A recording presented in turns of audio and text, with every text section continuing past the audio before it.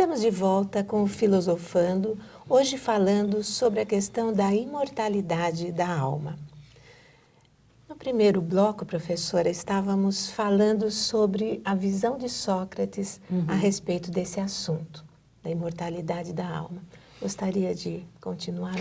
Sim, Márcia, porque veja só, Sócrates é considerado como sendo o pai da moral e da ética, né?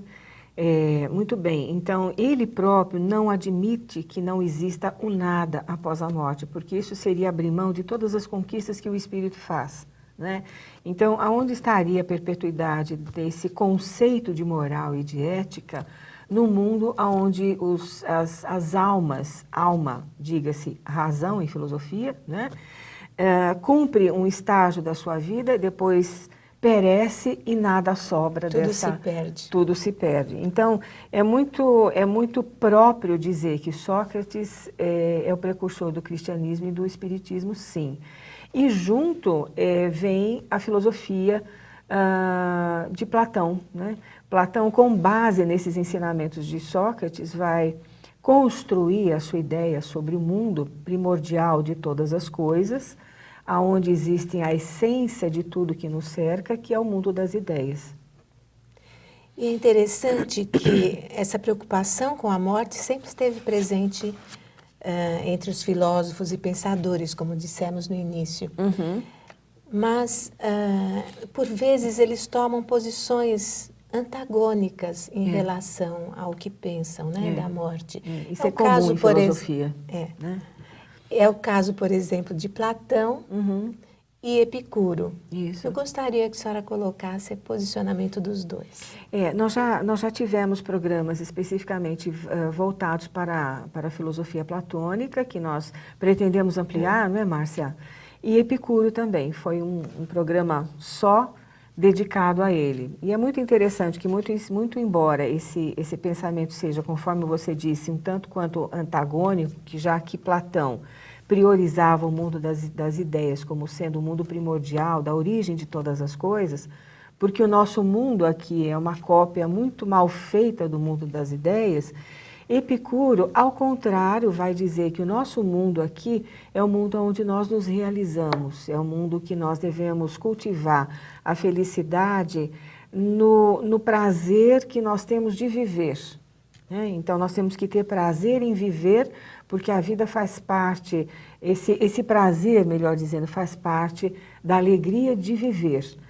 Mas Epicuro, ele não aceita muito bem a vida após a morte. Ele vai dizer, com base no seu pensamento de que quando nós morremos, tudo se extingue e tudo se desfaz, né?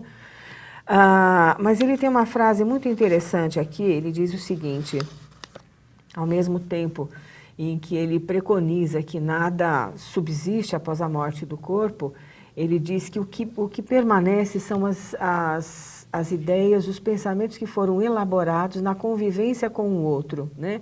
Principalmente com base na amizade. Então ele diz o seguinte, que a morte é uma quimera, porque enquanto eu existo, ela não existe, e quando ela existe, eu já não existo. Né? Então ele preconiza sim, ele aceita sim a morte do corpo, mas a filosofia permanece, o bem-estar permanece, o prazer de viver permanece. Que bom que permanece, Que né? bom, não é? E será que existe alguma similaridade entre as crenças cristãs, né, sobre a vida após a morte e as crenças pagãs? Nós sabemos que Kardec, né, no livro Céu e Inferno, ele define muito bem isso. No capítulo 4, itens 1 e 2, nós lemos o seguinte: Intuição das penas futuras. Desde todas as épocas, o homem acreditou, por intuição, que a vida futura seria feliz ou infeliz, conforme o bem ou o mal praticado neste mundo. A ideia que ele faz, porém, dessa vida está em relação com seu desenvolvimento, senso moral e noções mais ou menos justas do bem e do mal. As penas e recompensas são o reflexo dos instintos predominantes. Os povos guerreiros fazem consistir a suprema felicidade nas honras conferidas à bravura. Os caçadores, na abundância da caça. Os sensuais, nas delícias da voluptuosidade. Dominado pela matéria, o homem não pode compreender, senão imperfeitamente, a espiritualidade, imaginando para as penas e gozos futuros um quadro mais material do que espiritual. Afigura-se-lhe que deve comer e beber no outro mundo, porém melhor que na terra. Mais tarde, já se encontra nas crenças sobre a vida futura um misto de espiritualismo e materialismo. A beatitude contemplativa concorrendo com o inferno das torturas físicas. Não podendo compreender senão o que vê, o homem primitivo, naturalmente, moldou o seu futuro pelo presente. Para compreender outros tipos, além dos que tinha à vista, ser-lhe-ia preciso um desenvolvimento intelectual que só o tempo deveria completar. Também o quadro por ele ideado sobre as penas futuras não é senão o reflexo dos males da humanidade, em mais vasta proporção, reunindo-lhe todas as torturas, suplícios e aflições que achou na terra.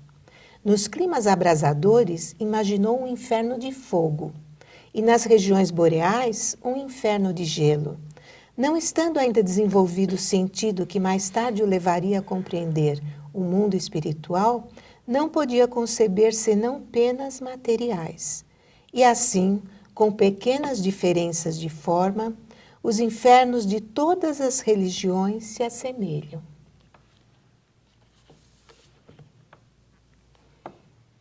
Então, Márcia, esse capítulo do Céu e Inferno que você leu, que é tão importante, é um livro tão atual, eu gostaria de recomendar a todos que leiam esse livro, porque ele traz para nós informações importantíssimas, estudos aprofundados que Kardec fez de mitologias antigas, da construção da mitologia antiga que começa no horizonte tribal e agrícola, cuja repercussão nós vemos até os dias atuais. Então, todas essas ideias que fazem parte hoje da construção das religiões e que estão inseridas nesse contexto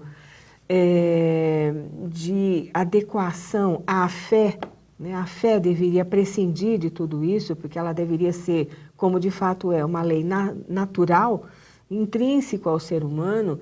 Então, mas a fé, e a fé que o Espiritismo ensina, é despojada disso tudo, né?